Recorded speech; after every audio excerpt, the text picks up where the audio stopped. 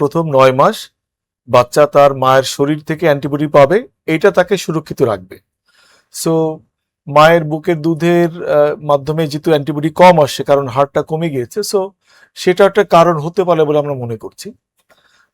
দেন আরেকটা যেটা কারণ যে আসলে গত প্রায় যে 1.5 বছরে আমাদের যারা ফ্রন্টলাইন ভ্যাকসিনেটর যারা টিকা দেয়, সরকারি যারা মাঠকর্মী, সো তারা বিভিন্ন কারণে তাদের কিন্তু মানে ছিল, কর্মবিরতি ছিল কয়েকবার, 5 থেকে 6 মাস। সো টিকা তো তারা দিবে, এখন তারা যারা উদ্দিষ্ট জনগোষ্ঠী তাদেরকে আসলে টিকা দিতে পারেনি সবার ক্ষেত্রে। সো আমরা মনে করছি সবগুলো জিনিস মিলিয়ে এটা হতে পারে। এবং লাস্ট আরেকটা জিনিস যেটা, যে আমরা প্রত্যেক 4 থেকে 5 বছর পর পর একটা ন্যাশনাল ক্যাম্পেইন করি, কারণ আমরা দেখেছি যে আমরা গত 2020-21 সালে আমরা ক্যাম্পেইন করেছি, কারণ রুটিনের মাধ্যমে সব বাচ্চাকে রিচ করা যায় না, একটা অংশ বাদ থাকে, এবং ওভার দ্য পিরিয়ড এই বাচ্চাগুলো যে কিউমুলেটিভ হারে যোগ হয়, মানে আপনার যে ইমিউনিটি যে গ্যাপ, রোগ প্রতিরোধ ক্ষমতার যে গ্যাপটা তৈরি হয়, এইটা জমতে জমতে একটা বড় সংখ্যক শিশু ইমিউনিটির বাইরে চলে গিয়েছে। সো এই সবগুলো মিলিয়ে আমরা মনে করছি হয়তো বা যে হঠাৎ করে এই হামের প্রকোপটা অনেক বেশি বেড়েছে।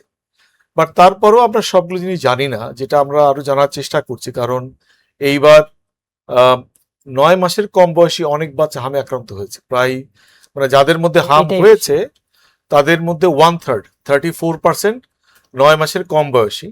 এখন নর্মালি কিন্তু এই কম বয়সে কিন্তু হাম হয় না, সো এই বয়সে কেন হচ্ছে এটা আমরা আরো একটু ভালোভাবে বোঝার চেষ্টা করছি। আপনি যেটা বলছিলেন যে আমাদের 86% বাচ্চা প্রথম টিকা নিয়েছে এবং দ্বিতীয় টিকা 81%।